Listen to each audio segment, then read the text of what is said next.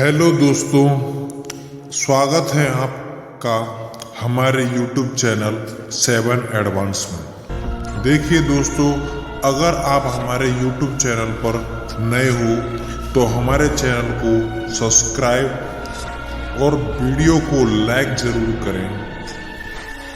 ठीक है दोस्तों, तो दोस्तों आज हम आपको सुनाने वाले हैं एक और सच्ची घटना के बारे में जो आपको हिला कर रख देगी। दोस्तों ये कहानी है हमारे मामा जी के गांव की, जब मैं और मेरा दोस्त हमारे मामा जी के यहाँ जाने वाले थे। तो दोस्तों मैं और मेरा दोस्त स्टेशन पर खड़े थे। ट्रेन में भी 1 घंटा बाकी था, तभी ट्रेन हमारी आ जाती है और हम ट्रेन में बैठ जाते हैं। ट्रेन हमारी करीबन 11:30 बजे पहुंचती है। उस टाइम ट्रेन कुछ लेट पहुंचती है और दोस्तों वो गांव कुछ ऐसा था जहां आपकी रूह कांप जाए, क्योंकि 10 बजे के बाद उस गांव में कोई भी निवास नहीं करता है, कोई भी विचरण नहीं करता है। और हमारी ट्रेन उस टाइम 11:30 बजे उस टाइम पहुंची थी। हमें देखकर ही डर लग रहा था दोस्तों कि हमारे साथ क्या होने वाला है आज। तभी दोस्तों हमारे रूह कांप रही थी, लेकिन हम रास्ते में चल रहे थे। दोस्तों ये घटना है 2015 की, जब उस टाइम कुछ साधन भी नहीं चलते थे और हम पैदल चल रहे थे। गांव में जिस सड़क पर हम चल रहे थे उसके आसपास कोई भी घर नहीं थे, क्योंकि हमारे मामा जी का घर हमारे यहाँ से थोड़ा दूर था। सड़क पर डरावनी आवाजें आ रही थी, बिल्लियां भी कूक रही थी। सर्दी का मौसम था, धुंध पड़ रही थी, ना कुछ आगे दिखाई दे रहा था ना कुछ पीछे दिखाई दे रहा था। लेकिन फिर भी हम आहिस्ता आहिस्ता आगे बढ़ते गए।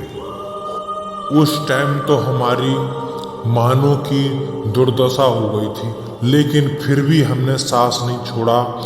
हमने हमारे प्रभु का नाम लेकर हम चलते गए। एंड तक हमारे मामा जी हमको दिखाई देने लगे और हमारी सांस में सांस आई। तब मामा जी बोल रहे थे, बेटा इतने क्यों लेट हो गए? हमने बोला, मामा जी हमारी ट्रेन कुछ लेट थी, इस वजह से हम लेट हो गए। तो मामा जी हमें लेकर घर आ गए। उस दिन वाली रात तो हमारी बीत गई, लेकिन अगली रात जो आने वाली थी वो कुछ डरावनी रात थी। उस दिन हमारा ऐसा वक्त था मानो कि हमारी आज मृत्यु हुई हो जाए। मैं और मेरा दोस्त रात को हॉरर फिल्म देख रहे थे। 10 बजे के बाद हमने टीवी बंद कर दी थी और टीवी करने के बाद हम दोनों अपने बिस्तर पर सो रहे थे और उस टाइम बारिश पड़ रही थी।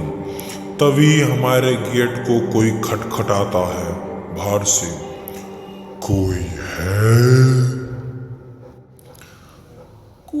है क्या? मेरा दोस्त राहुल बोला, कह रहे ये देखना भाई आशीष कि ये कौन बोल रहा है। मैंने कहा कि देखो कोई नहीं है, सो जाओ तुम आराम से। तभी किसी की हंसने की आवाज आती है।